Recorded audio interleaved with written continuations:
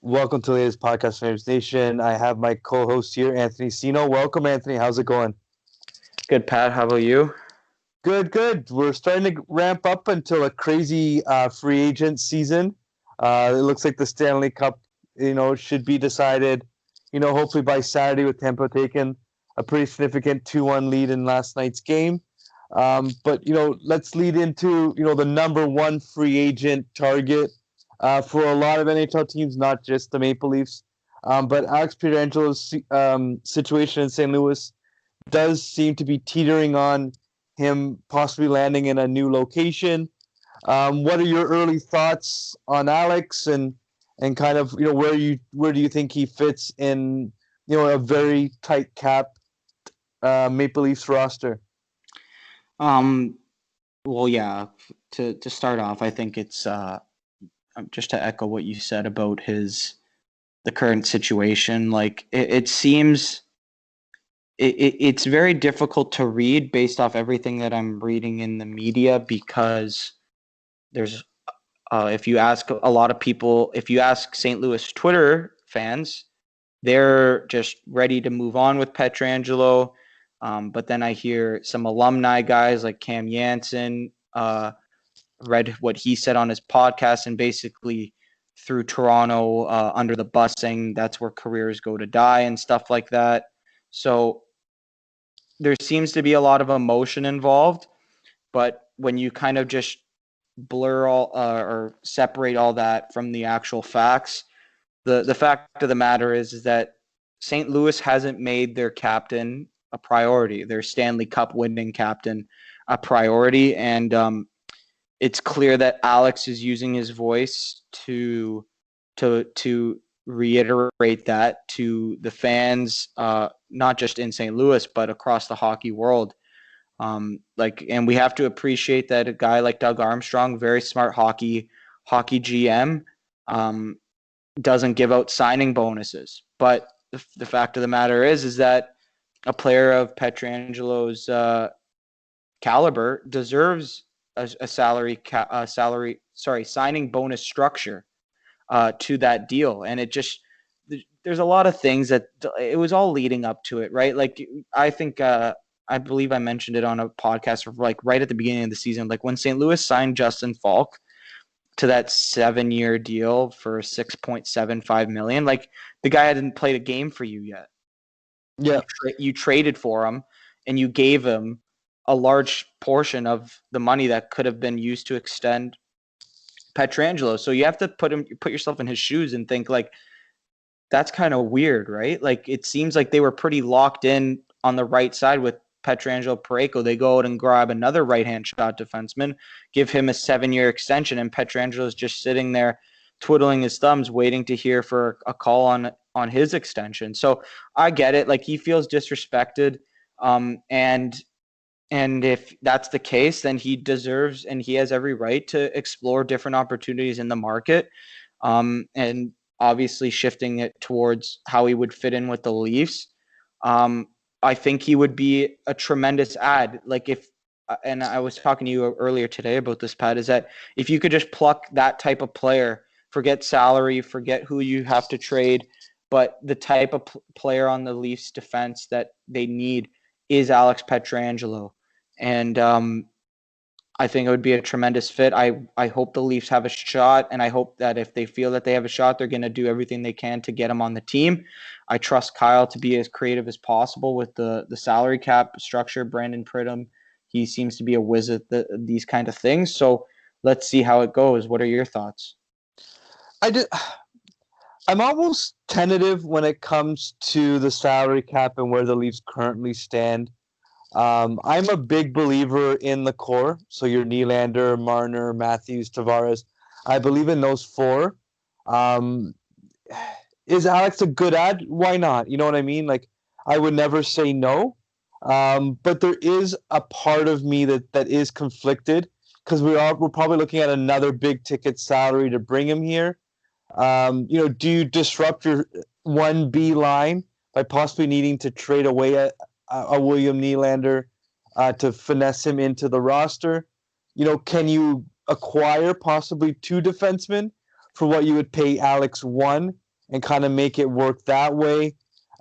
Because really, when you look down the pipeline, the Leafs are going to have to re-sign Morgan Riley in 2 years, and how do the decisions that the Leafs make in a week from now on August 9th when free agency, takes into effect? How does that domino effect, roll down? You know what I mean? Like, what's the next I domino understand to fall? completely, and I think to respond to your queries about the way that you're kind of stopping you from like letting the emotion of signing another hometown kid take over is, and I respect that, obviously, is that like putting that emotion aside of having another hometown Toronto guy come home again in free agency and kind of relive the emotion that when Tavares came home back in 2018. I is the main thing that we need here is I'm looking at other rosters in the that are currently playing, right? And I'm looking at the Tampa Bay Lightning and I see Victor Hedman and I'm like, you know what? I want that. Like I want a Victor Hedman on this team, someone who's playing 30 minutes a night in the Stanley Cup playoffs that is taking over the game. He's been the best player on the ice countless times. And I guess to bring in what you said about extending Morgan Riley or maybe getting two defensemen for the price of bringing in Pietrangelo is I don't know what it is and there's no like stat to put like a face to my thoughts here, and the real thing that I want to talk about is just like he is your number one defenseman. He's a top five defenseman in the world.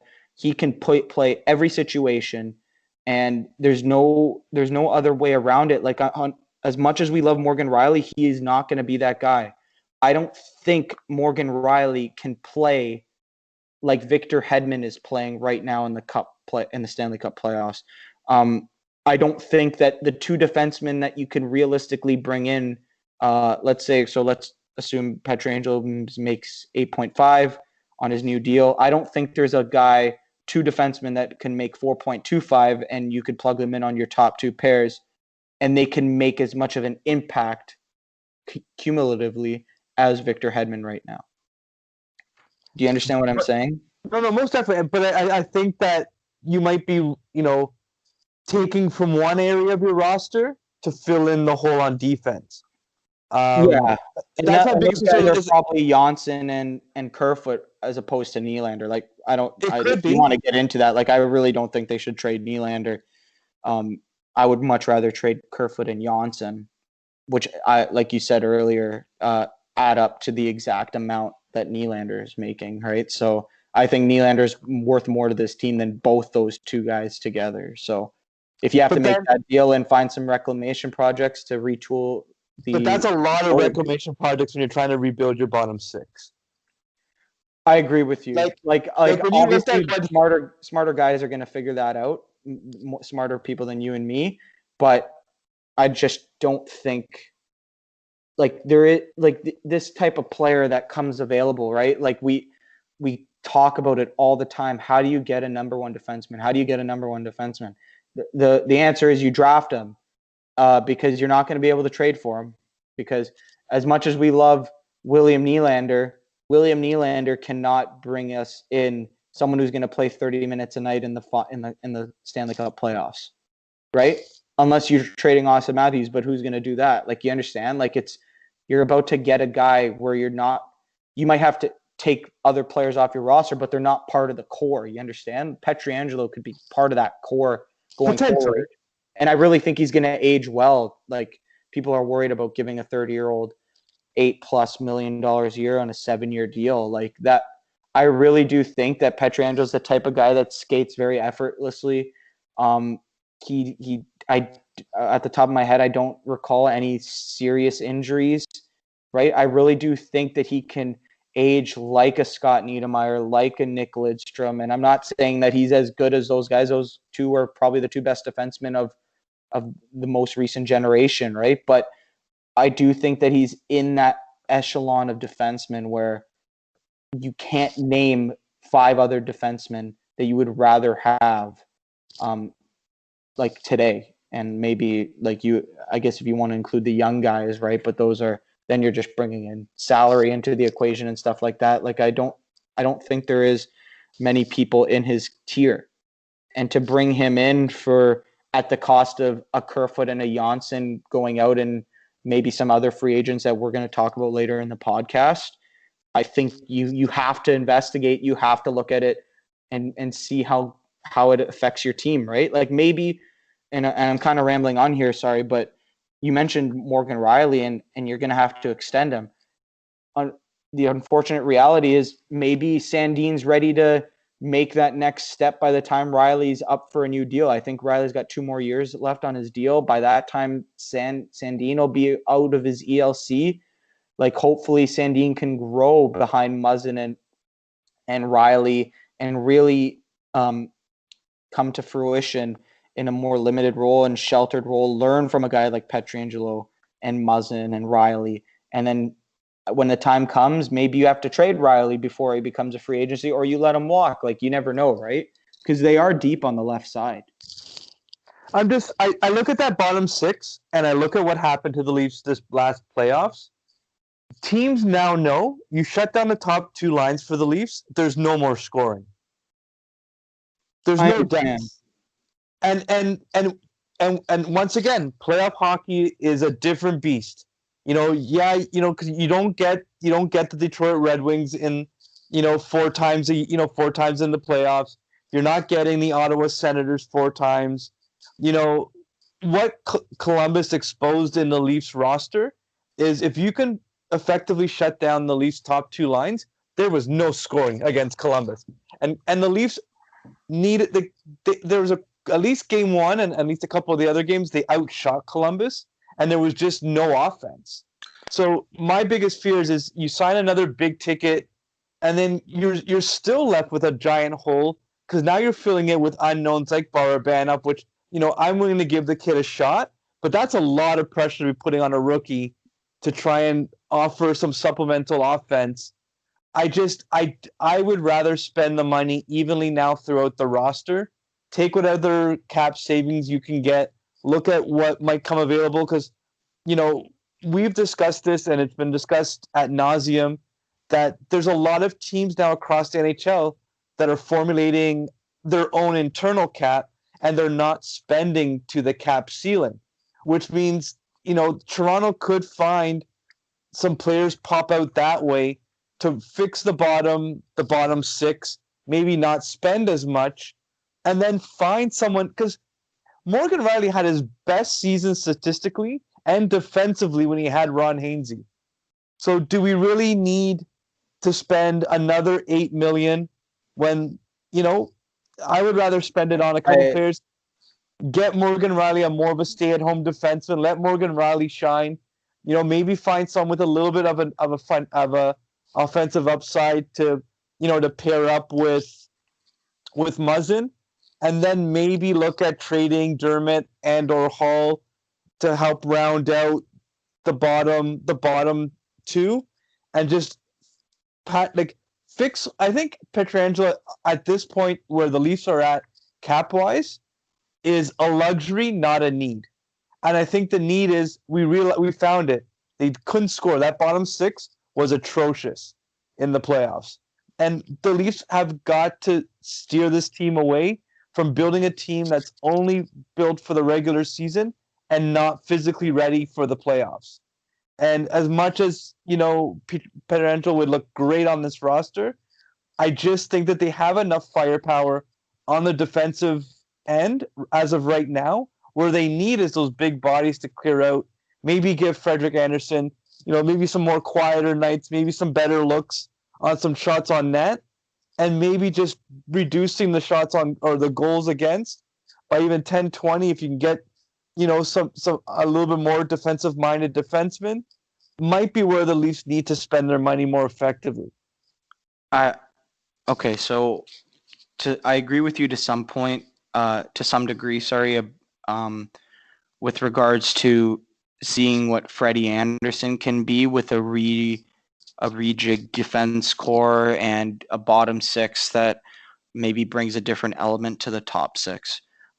However, I do think that you have to look at some success stories here and see if the Leafs can really become that without a guy like Pietrangelo. So in this hypothetical world, let's say the Leafs have two $4 million defensemen, and one's paired with Riley and the other's paired with Dermott or Lettinen or Sandin on the third pair, and you have obviously Muzzin Hall, right? Well, I would place Hall in my top four. Okay, well, I agree too, but let's just, for the sake of this scenario, right? Just play along here for a second. How much different is that defensive core than what they ran out this year?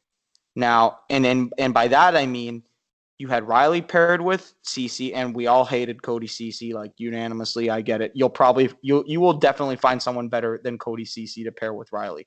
That I agree with. And then you had Tyson Barrie and Travis Dermott on the third pair. Obviously, Tyson Barrie, we've discussed ad nauseum, and how he failed to fulfill a need on this defense core. So, to me, I think the real way that you can make a difference in the top six of your D is having a pairing of Riley and Pietrangelo that you can roll out 25 plus minutes a night, right? Like we just lost to Columbus, Pat. And Columbus, they didn't have much name brand value on the back end. Who did they have? They had probably one of the best pairings in the league, Werenski and Jones. And they took over the series at some points, right? So to me, I think that when you add someone of Pietrangelo's caliber, it immediately can rise Riley's game. We haven't seen Morgan Riley with a partner that is an above average defenseman in the league. We just haven't, and it's the numbers prove that. Now I get it statistically. Riley, like, I think whatever he had, 70 points with Hainsey, like 100%. But there's a lot of numbers that show that, like, his shooting percentage was up. I think he scored 20 goals.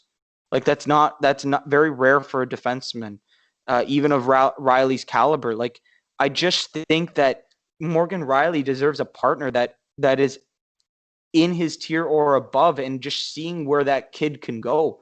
And I call him a kid because I still think of him as that, but really he's been around since 2012, and it's a shame that he hasn't had a partner that can play up to his speed and really complement his skill set and to a greater degree.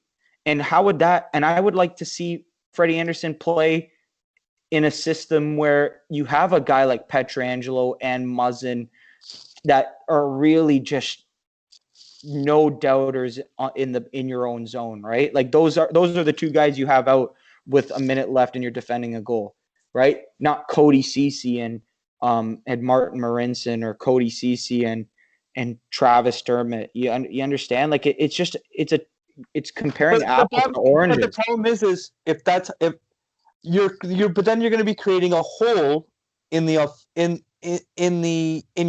potentially your top nine, because you're gonna have to remove either Nylander off of Tavares' line or Kerfoot and Johnson, and that's the part where you fill a hole, but you create possibly two on the third line. To me, those are two easier holes to fill than a 30-minute plus defenseman. Yeah, but there's a 30-minute. But I would be willing to bet that Kyle Dubas can find a guy to not even just one guy. Maybe you find multiple guys and they platoon and have a platoon system of guys that can filter in on that second and third lines. And obviously the fourth line is a never-ending cycle on this team. But just we talked about this, and we'll talk about it later in the podcast, is you just need guys that bring a different element. Like, I understand that Janssen is a good player, and we like him, and we like Kerfoot as a third line center. Like, I'm not saying those are bad players, but to me, they are easier to replace than finding someone that can play 30 minutes a night beside Morgan Riley in the Stanley Cup playoffs, because that's ultimately the end goal, right? Like, if we're just playing for the regular season, then yeah, like then you know what? Maybe Pietrangelo is like, okay, he could get hurt tomorrow, and you lose him for 30 games in the regular season, and then you're in real trouble. And I understand that risk, but he doesn't have a huge history of injuries. I'm And I just just not think, concerned about his injury. I'm looking at a Leafs roster that's right up against the cap. What they have, 6.9 available now? but I think Dubas can get creative with it, and like maybe we're going on about it, but if you want to, if we can move on to Yeah, the and I other think that guys. kind of leads into where I was looking at it from a cap perspective Yeah. and from a needs perspective. And if there's two glaring needs that this team has, is on defense, and you and I have been back and forth already on it. So I've got some names that kind of fill what I think the Leafs would need and would it would be really good to have. But then as I was looking at putting together a bottom six roster that can compete in the playoffs, that can add that grittier sandpaper element to their game. The first name that came to mind, and I know it's been discussed over the last few weeks on many podcasts and on the radio and whatever, but I went with Wayne Simmons. I think that coming home, being with family, coming to a childhood team that that I know he's cheered for, could be that thing that kickstarts his career. He does bring that grittier aspect, and even if you wanted, even if we needed to trade a Janssen to free up some cash to kind of fix other areas on the team, I think that he could offer, kind of a similar element to a Zach Hyman, where he just goes in, grabs the puck in the corner, and starts the cycle to a Tavares, to a Nylander. Because I think that if there was one element, once they started to rejig the line and they put Hyman with Marner and Matthews, is Tavares and Nylander need a guy that's going to retrieve them the puck. They're not going to go in there and play that physical, go in the corner and get the puck. Nylander at times will, but there still needs to be a little bit of